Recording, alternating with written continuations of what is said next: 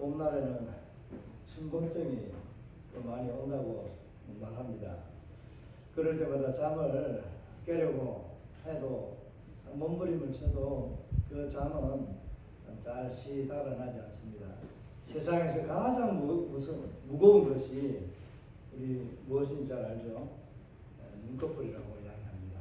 그 어떤 것으로 깨어나도 이게 성냥개비를 꿰어도 내려오는 그런 무거움이 있는 게 우리 잠이라고 말할 수 있습니다. 피곤하고 힘들고 어렵지만 우리가 하나님의 은혜를 사용할 때는 눈꺼풀로 받는 게 아니라 우리의 귀로, 우리의 마음으로, 우리의 입술로 고백함으로 그것을 표현하기 때문에 우리의 신앙은 아름다운 신앙의 고백이 됩니다. 이 봄날과 같이 아름답다는 그런 표현을 말씀드리기 위해서 잠에 대해서 말씀을 좀 드렸습니다. 오늘 이 본문에 보게 되면은 크게는 두 부분으로 나눌 수 있는데 1절에서 7절까지 있는 이 말씀은 누가 천국에 들어갈 수 있는가, 천국에 들어갈 수 있는 조건을 누구에게 이것을 허락했는가, 이것보다는 어떤 믿음을 가진 자가 천국에 들어갈 수 있는가. 오늘 본문에서는 종말론이기 때문에 다르게 말하면 새 하늘과 새 땅에 들어갈 주인공은 누가 될 수가 있는가라는 기준에 대해서 말씀해 주고 있고요. 나머지 이제 8절에서부터 21절까지는 이 구원받은 백성들이 하나님을 찬송하는 것으로 이어지고 있습니다. 그 중에 오늘 8절에서 11절까지는 우리가 구원받은 성도들의 하나님을 구원의 이 상황을 지켜보았던 그것을 고백하는 것. 어떻게 보면 하나님을 찬양하는데 내게 감동이 되어지고 내게 보여진 것을 하나님 앞에 찬송하는 내용으로 그렇게 되어져 있습니다. 그래서 11절까지 오늘 크게 보면은 천국에 들어갈 자격은 누구에게 있는가 하는 것을 말씀하고 있는데, 그 제목을 구원을 노래하는 이런 제목으로 삼았습니다. 여러분, 하나님의 구원을 노래하고 싶습니까? 내가 하나님께 구원받은 것을 감사하며 찬송하고 싶습니까? 두 개 다 비슷한 말이지만 후자가 좀 더 아름다운 표현일 것 같습니다. 여러분 안에 하나님의 구원을 순간순간마다 날마다 찬송하는 고백이 이어지기를 주의 이름으로 축복합니다. 이사야가 이 노래를 받아서 부를 때에 1절에 보게 되면 그날에라는 표현들을 쓰고 있습니다. 25장에서도 보면 그날에 하나님을 믿지 않는 자들, 하나님을 대망하지 않는 자들, 그리고 예수 그리스도의 재림을 기다리고 있지 않는 자들을 누구를 빗대어서 말했다고 했습니까? 암몬이라는 이 나라를, 모압이라는 이 나라를 들어서 하나님을 주의 재림을 기다리지 않은 이 자들이 받게 될 어떻게 보면 형벌이라는 것을 말씀하고 있습니다. 이 관점에서 오늘 이 본문에 그날에라는 이 표현으로 시작되는 26장에 이사야의 이 말을 보면은 누가 천국에 들어갈 것인가? 다르게 말하면은 25장에서 말하고 있는 이것을 빗대어서 말한다면은 누가 들어가는 거예요? 주를 기다리는 자, 주를 갈망하는 자가 들어간다라고 말할 수 있습니다. 무턱대고 너나 나나 다 기다리고 말았다고 해서 새하늘과 새 땅에 신천신지에 들어갈 수 있는가? 라는 질문을 할 수도 있고 그렇다라고 말할 수도 있는 대답을 할 수 있습니다. 그러나 그 대답은 누구나는 맞지만 아무나도 아닙니다. 반드시 오늘 말씀해 보게 되면은 교회가 마지막 시대에 어떤 상태에 있는데 그 상태에서 오늘 주를 대망하는 자, 기다리는 자들이 이 새하늘과 새 땅에 마지막 그 들어갈 천국에 들어갈 수 있는 자격이 있다라고 말씀합니다. 천국에 들어갈 자격, 여러분이 생각할 때, 여러분의 믿음을 기준으로 했을 때 여러분은 천국에 넉넉히 들어갈 수 있는 자격을 갖추었다라고 생각하십니까? 그렇게 믿고 있습니까? 물론 그렇게 믿고 있을 것이라 생각합니다. 물론 저와 여러분은 예수를 믿기 때문에 천국에 새하늘과 새 땅에 넉넉히 들어가고도 남음이 있는 믿음이 있는 줄 압니다. 그러나 예외가 있습니다. 오늘 본문에 보면은 이 말씀을 그렇게 하고 있기 때문에 그렇습니다. 예수님의 비유도 5명은 데려가고 또 5명은 데려가지 못하고 버림받은 그런 자들이 있다고 말합니다. 예수님은 이 환난 때에 산으로 도망가라는 표현을 쓰고 있습니다. 오늘 여기서도 산이라는 말을 직접 하지 않지만은 그와 같은 높은 곳 이런 것을 의미하는 것도 약간의 표현이 있습니다. 그러니까 예수님이 우리를 이 마지막 때에 피난해야 될 장소가 어디냐라고 말할 때 우리가 저 산을 바라보면서 천지를 지으신 여호와께 우리의 도움을 구할 때 우리의 도움은 천지를 지으신 여호와로 말미암는다라고 하는 고백을 합니다. 이와 같이 우리는 산이라는 것을 말할 때 실질적인 우리 앞산과 같은 뒷산과 같은 이런 산을 말하는가 할 수도 있지만은 그것보다는 의미적으로는 누구일까요? 우리 하나님입니다. 우리 하나님을 바라보는 자, 그 높은 산 구원의 은혜를 베풀 수 있는 듬직한 믿음의 방패와 같은 나의 피난처가 될 수 있는 그 하나님, 그 산이 우리의 유일한 피난처가 된다라고 말씀하고 있습니다. 이런 말씀들을 생각하면서 우리가 산으로 향해야 되는데 바다로 가면 될까요? 안 될까요? 강을 가면 될까요? 안 될까요?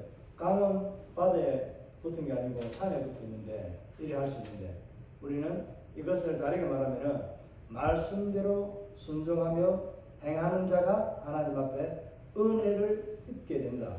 다르게 말하면 구원을 얻게 된다는 것을 말씀하고 있습니다.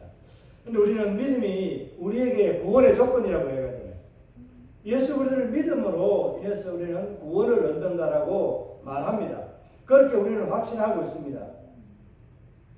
그런데 오늘 이 본문에 보게 되면은 세상과 교회, 성도와 세상 사람들, 이방인들이 구별이 가지 않는 그런 상태에 있다라고 말씀하고 있습니다.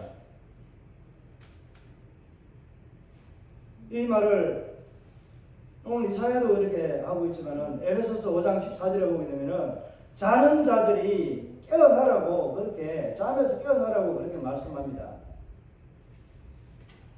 이 세상에서 같이 함께 살아가는 그 삶의 현장에서 성도나 세상이 하나님을 모르고 예수 그리스도를 모르고 마지막 때에는 똑같이 구분이 가지 않는 그런 알곡과 가라지가 구분이 안 가는 그런 현상이 된다라고 말씀하고 있습니다.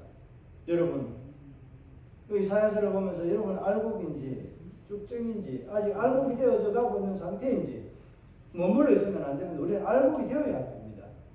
그런 상태에 있는지에 대해서 여러분이 한번 진정하게 여러분의 신앙을 한번 점검해 보시길 바랍니다. 오늘 말씀을 보면서 내가 천국에 들어갈 수 있는 그런 분명한 조건을 갖추고 있는 자인지 한번 여러분이 오늘 말씀을 통해서 다시 한번 결단하고 힘을 얻는 구원의 확신이 더 견고해지는 시간이 되기를 바랍니다. 1절에서 7절까지는 이 구원을 받을 자, 새하늘과 새 땅에 들어갈 자격이 누구에게 있는가라는 말씀으로 기록되어져 있다라고 그렇게 말씀을 드렸습니다. 그래서 우리 1절에서부터 7절까지를 좀 살펴보면서 어떤 자가 천국에 들어갈 수 있는지 그 자격을 얻게 되었는지를 한번 살펴보도록 하겠습니다. 1절에 보게 되면 유다 땅에서 이 노래를 부르리라 라고 말씀하고 있습니다. 유다는 실질적인 과거에 망하지 않았을 때 유다일 수도 있지만은 이 이사야가 이 말을 하게 되는 이유는 유다 땅이라는 것은 예루살렘 성전이 있는 곳을 의미한다라고 보시면 됩니다. 그러니까 하나님의 영광과 임재가 있는 그곳이 되는 그곳이 어디일까요? 주의 재림의 때는 새하늘과 새 땅입니다. 그러니까 의미적으로 상징적으로 예루살렘에 있는 그 성전을 묘사한다라고 그 있는 장소를 묘사한다라고 볼 수 있는데 이것은 새하늘과 새 땅을 의미한다라고 볼 수 있습니다. 어디에서 노래한다고 그랬어요? 구원받는 자들이 새하늘과 새 땅, 신천 신지에서 하나님의 구원의 은혜를 찬양한다라고 말씀하고 있습니다. 이 찬양할 수 있는 입술을 가졌다고 아무나 찬양하는 것이 아니라 이 입술을 벌려서 고백할 수 있는 사람들이 있다는 것을 말씀하고 있습니다. 1절에 보게 되면은 이후에서 새하늘과 새 땅 신천 신지에서 노래하는 백성들이 있을 것인데 누가 이 노래를 하게 되는가 하는 것을 말씀하고 있습니다. 1절 후반절에 보게 되면은 우리에게 견고한 성읍이 있으며 여호와께서 구원을 성벽과 외벽으로 삼으시리로다. 새 예루살렘의 성벽이 외곽과 또 내벽이라고 할 수 있는 내성, 외성 이런 성곽이 있다라고 이중으로 되어져 있다는 표현을 쓰고 있습니다. 근데 오늘 이 본문에 보게 되면 뭐라고 말하고 있어요?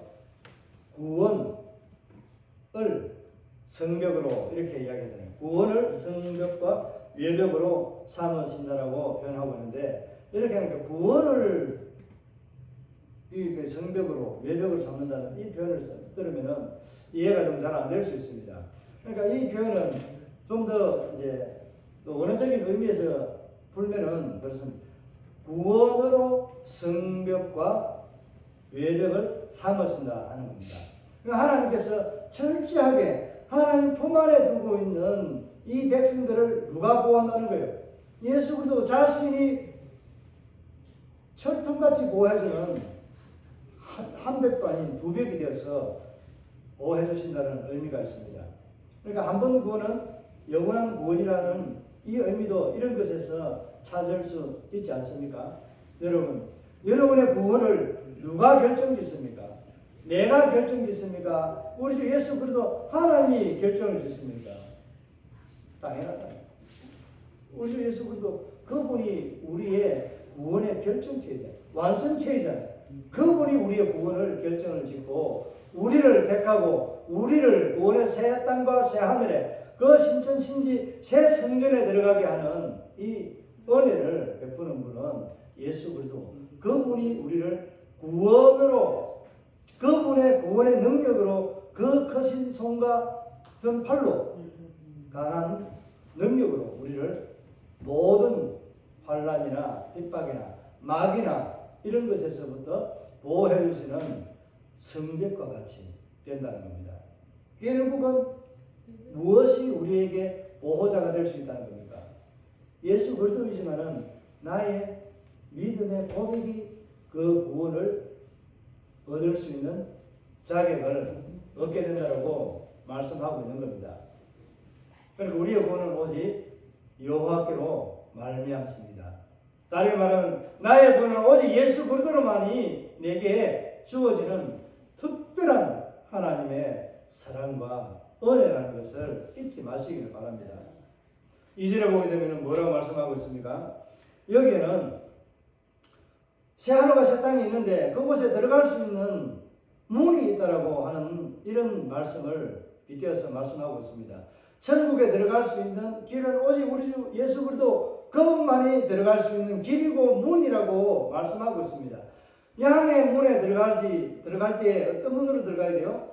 양의 우리에 들어갈 수 있는 뚫려 있는 허락되어 있는 그 문으로 출입해야 되는데 다른 데로 넘어가고 살짝 구멍 내고 들어가는 것 이런 것들은 도둑과 강도가 훔치고 빼앗고 죽이려고 하는 이런 자들이 들어오는 그런 안 좋은 것, 다르게 말하면 못된 것들에 장난이 있다는 것을 말씀하고 있습니다.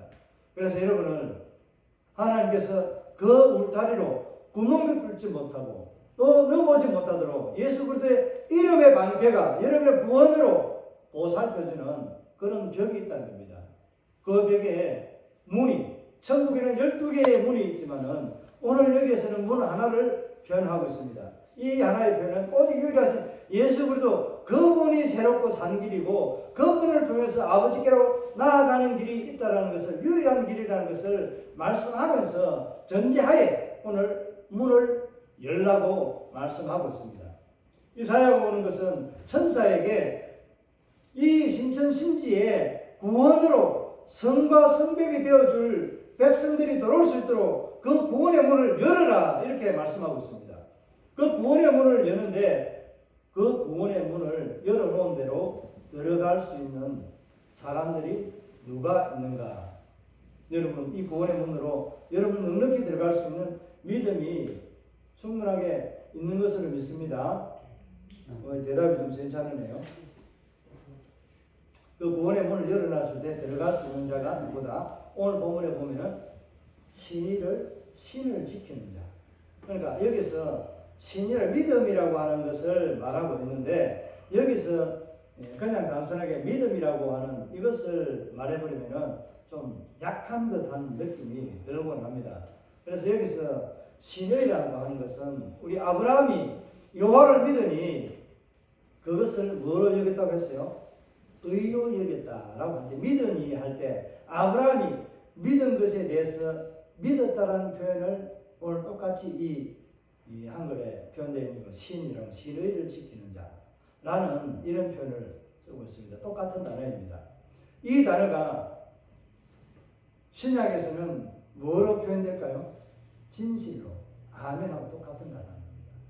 이제 히브리어로 하면은 아만 뭐 이렇게 말할 수 있는데 이 단어를 쓰면서 동일한 단어로 믿음이라는 것을 말하고 있지만은 이 믿음은 누구에게서부터 발생이 되었는가?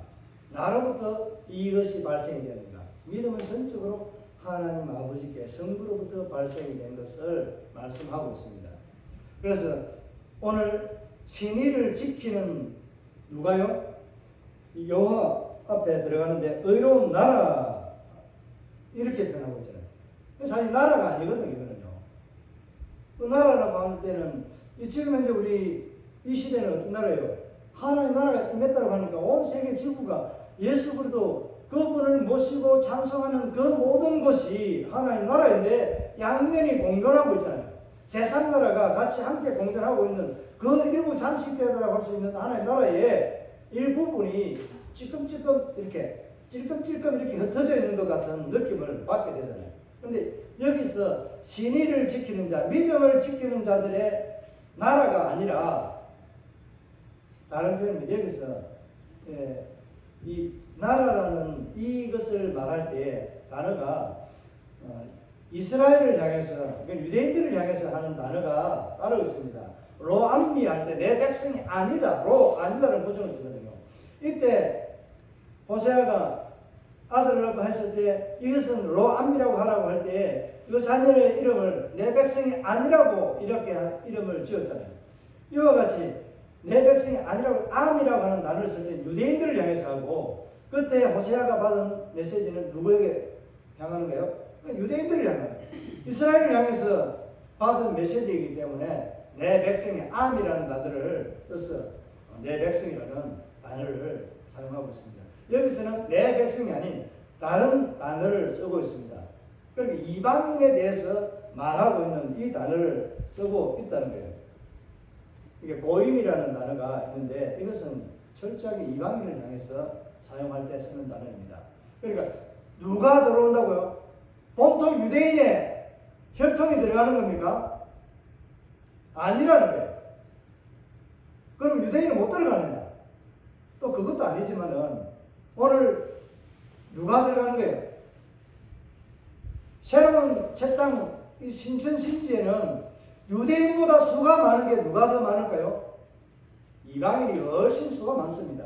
그러니까 이방인의 수가 많기 때문에 이 고임이라는 이 단어, 이방인의 사람, 이방 나라가 아니라 이방인, 이방 사람이라고 하는 이 표현을 써서 신의를 지키는 나라가 아니 신의를 지키는 자들, 사람들이 들어가게 될 그 영광의 문이라는 겁니다. 그럼 첫 번째 들어갈 조건은 누구예요?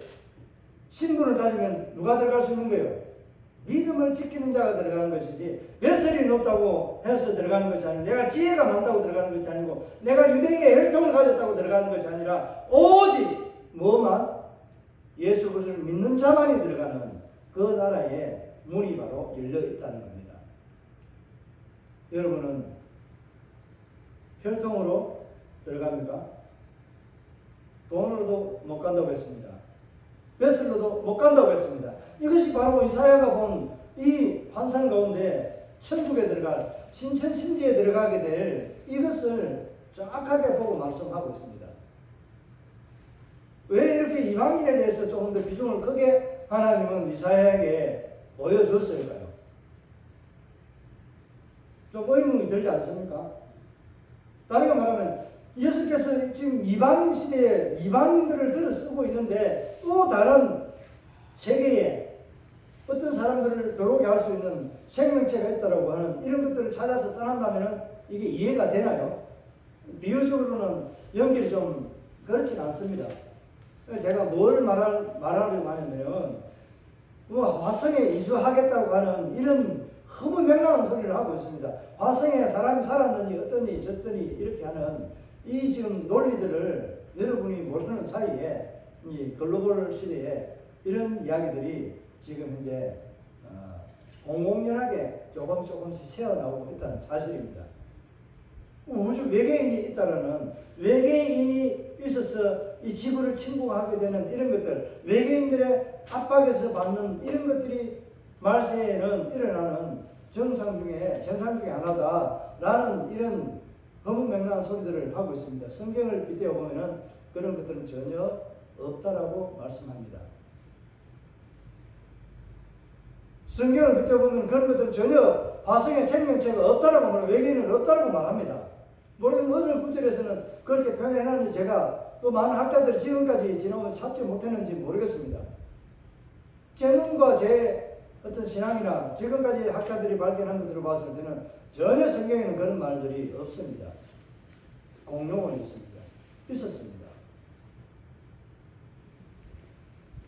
큰 뱀은 있습니다. 큰 물고기도 있습니다. 그런 것들이 과학적으로 많이 이제 탐구하면서 많이 밝혀졌잖아요.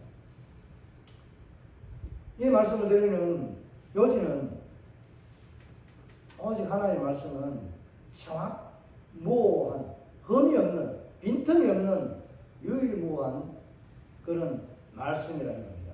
이 말씀을 따라 살아가는 것이 유일한 구원의 방편이고 은혜의 수단이라는 겁니다.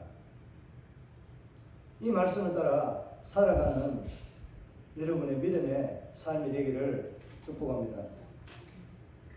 스가랴가 2장 5절에 오늘 1절에서 성벽을 말할 때 불성각이라고 하는 이 불로서 성벽을 둘러싸서 막는, 보호하는 그런 은혜를 베풀어 준다라고 하는 것을 스가랴가 말씀하고 있습니다.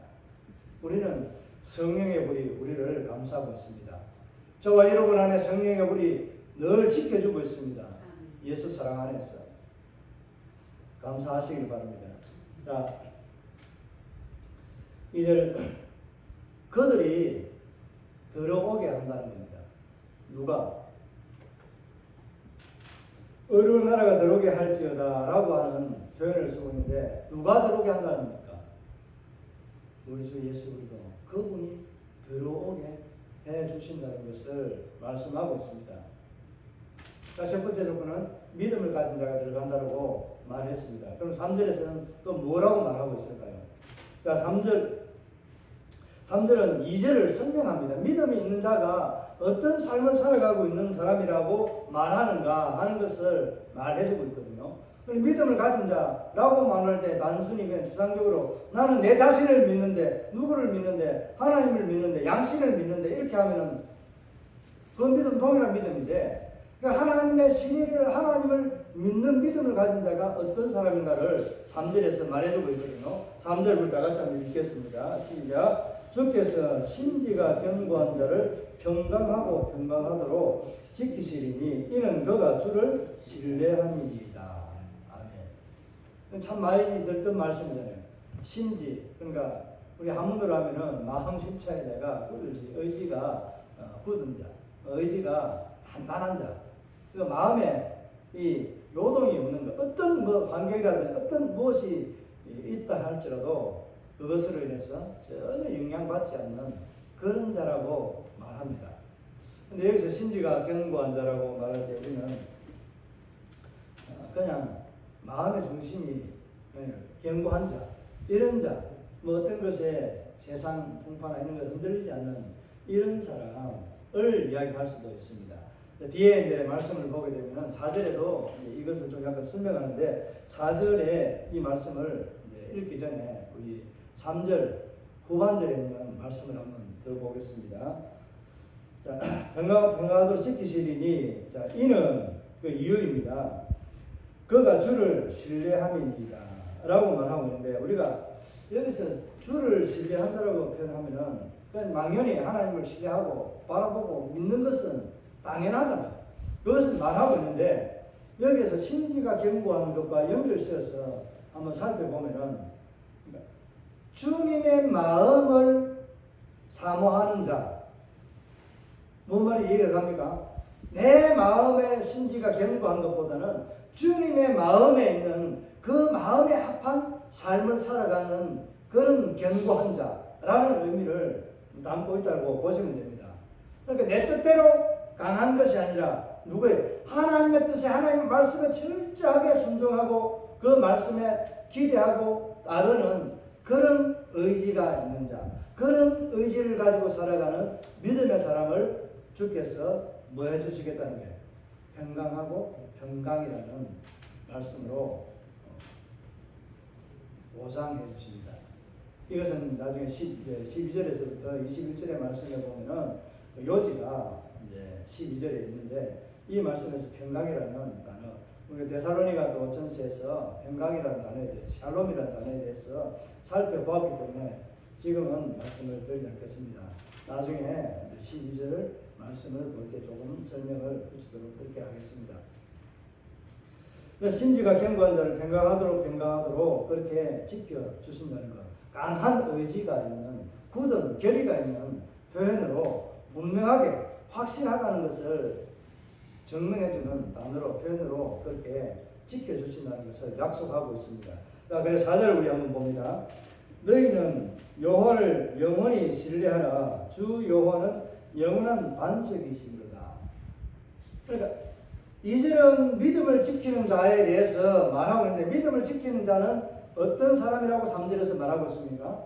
하나님의 마음에 합한 것을 지키려고 하는 그 신앙의 삶을 살아가는 자, 그를 주께서 지키시고 평강을 주시는 하나님이시다 라는 것을 설명했다면, 믿음은 주체는 내가 믿지만 믿음의 대상이신 하나님, 예수 그리스도 그분이 행하시는 그분의 뜻대로 살아가는 삶을 살아가는 자가 이런 은혜를 누린다는 거예요. 그러면 천국에 들어갈 수 있다는 겁니다. 4절에서는 무엇을 말하고 있습니까? 또한 이유를 똑같이 설명하고 있거든요. 4절에서 뭐라고 말씀했어요? 다시 한번 더 읽어볼까요? 뭐라고 말했는지. 어찌 하라고 했어요? 영원히 여호와를 말하고 했습니까? 신뢰하는 여호와를 믿으라는 겁니다. 그 믿어야 될 이유가 무엇이냐라고 하는 결론이 4절 후반절에 있습니다. 그가 무엇이기 때문에? 반석이라고 말할 때에 우리는 베드로 반석 이야기하고 반석이라 대한 내용 이거 좀 설명드릴 때 생각이 납니까? 반석의 의미가 뭔지. 10편 18편에서 여호와는 나의 구원이고 나의 힘이 되고 찬송이 되고 이렇게 다윗이 고백한 것, 나의 힘이 되는 이유가 뭔지에 대해서 2절에서부터 이야기하고 있잖아요. 구원의 뿌리요 산성이요 비할 바위시요 산성이라고 말하면서 그렇게 나의 노래가 되고 찬송이 되고 모든 내 삶의 이유가 되는 답이 되는 그런 하나님을 다윗이 찬송할 때 말했던 것처럼 또 여기서도 오늘 반석이라고 이야기합니다. 사방과 같은 이런 것들이 그 반석에 살다가 매나 뭐 쥐새 뭐 이런 것들 짐승이 자기를 잡아먹으러 올 때에 쏙 들어가 버리는 거예요. 그 바위 안으로 들어가는 겁니다. 만세 반석 열린 곳에 내가 숨어 있으니 원수마귀 손 못 대고 나의 피난처가 어디라고요? 반석입니다. 반석이 누구라고 했습니까? 예수 그리스도입니다. 예수 그리스도 그분이 뭐가 되어준다는 거예요? 우리의 반석이 나의 피난처가 되어준다는 겁니다. 그러면 앞에서 1절에서 이야기했던 것처럼 구원으로 성벽과 성이 되어주는 이 이유가 뭔지 아시겠습니까?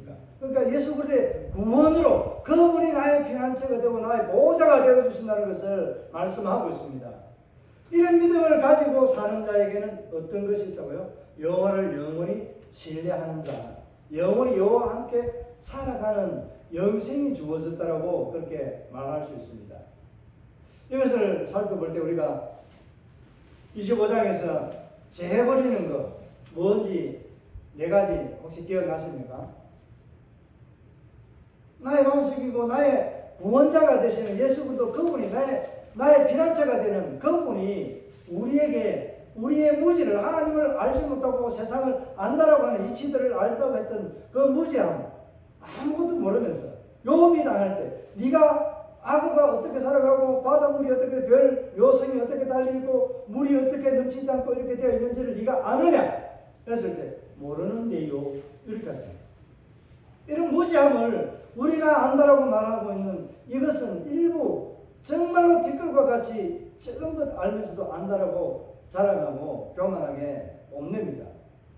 이런 무지를 우리에게서 제해버리니까 무지가 없어지니까 뭐가 생겨나는 거예요? 우리에게 하나님의 지혜와 총명, 하나님을 더 정확하게 분명하게 뒷글과 오염된 것으로 보는 것이 아니라 더 클리어하게 더 맑은 물보다도 더 깨끗한 세마포옷에 씻은 흔적이 있는 예수의 피에 씻은 흔적이 있는 그런 깨끗함으로 정결함으로 보여지는 지혜가 우리에게 생겨난다는 겁니다.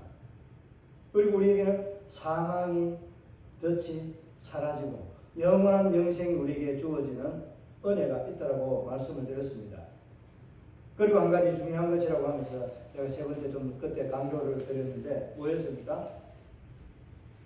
우리의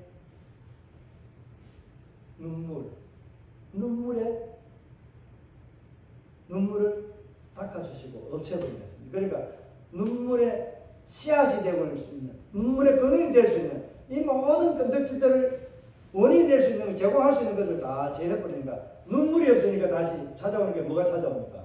우리에게 기쁨이 찾아옵니다. 눈물 없는 그곳으로 우리를 인도하시고 우리에게 기쁨을 주시는 예수 그리스도 그분이 저와 여러분의 구원의 주 예수 그리스도입니다. 그분을 찬송하고 감사하시기 바랍니다.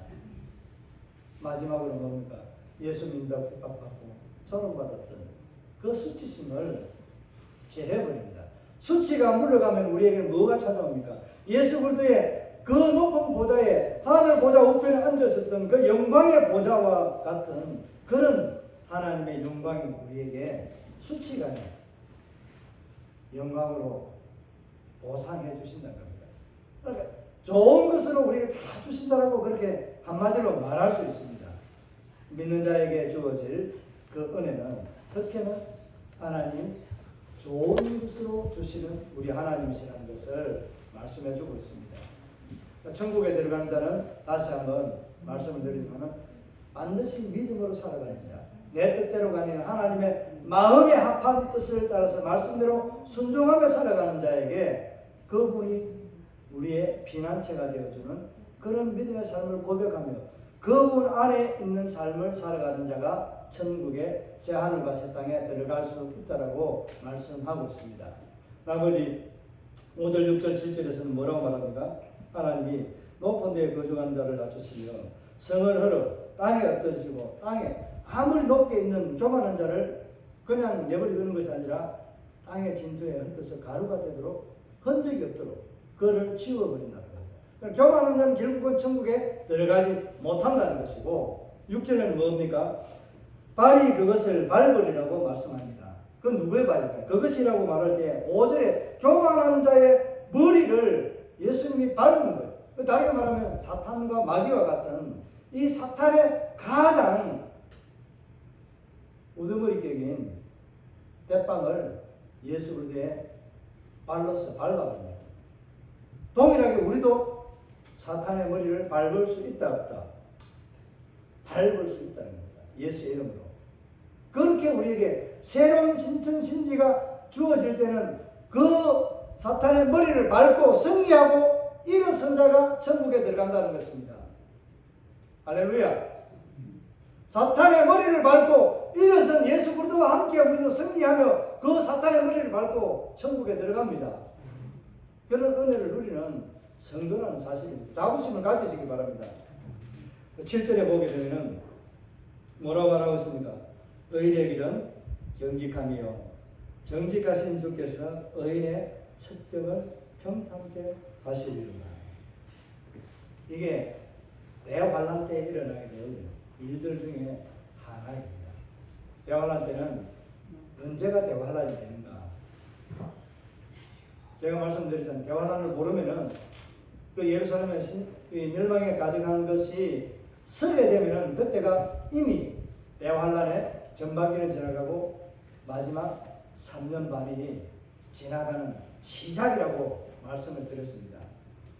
오늘 우리가 이 전반기 대환란 때에 겪게 될 이런 환란을 보면서 우리는 믿음을 지키는 삶을 살아가야 되는데 어떤 믿음을 지키며 살아갈 것인가? 오늘 7절에 뭐라고 말씀하고 있어요? 정직한 자. 정직한 자, 의인의 길은 정직하다라고 말씀하면서 의인을 하나님은 이게 좀 더 두각이 나타나도록 의인의 삶을 강조하고 있습니다. 저와 여러분은 의인의 삶에 거하면서 살아가고 있는지 한번 냉정하게 여러분의 삶을 한번 판단해 보시기 바랍니다. 이제 8절에서부터 11절까지 말씀을 좀 정리하면서 이 말씀을 맺으러 갑니다. 오늘 이 의인과 악인의 차이가 이제 8절에서부터 별로 없는 것처럼 그렇게 우리가 모한 것처럼 볼 수 있도록 말씀해 주고 있습니다. 자는 자라는 표현 에베소서 5장 14절에서 말씀하고 있는 것처럼 자는데 믿는 자도 말씀해야 되면은 하나님이 우리에게 무엇을 말씀하고 있는지 하나님이 내게 간섭하고 있는지 안 하고 있는지 무감각하게 그냥 세상 사람들과 동일하게 똑같이 살아가고 있다는 겁니다. 잠잔다는 이 표현을 다르게 말하면 뭐 하는 거예요? 하나님 앞에 기도하지도 않고 예배자의 삶도 살아가지 아니하면서 하나님의 은혜를 구하지도 아니하면서 세상과 짝하고 세상이 말하는 대로 세상과 어울려서 그냥 이렇게 저렇게 살아가는 겁니다. 하나님의 섭리와 하나님의 어떤 뜻을 발견하지도 못하고 살아가는 세상에 멍청하게 살아가는 그 삶을 살아가는 모습이 마지막 때에 있다라고 그렇게 말씀하고 있습니다. 여러분은 깨어있어서 하나님의 말씀에 굳게 서 있는 자입니까? 아니면은 내가 세상 사람들이 하나님을 모른다고 하는 것처럼 하나님을 기대하고 바라지 않는 것처럼 나도 그런 모습으로 현재 신앙생활 하고 있지 않는지 꼭 한번 돌아보시길 바랍니다.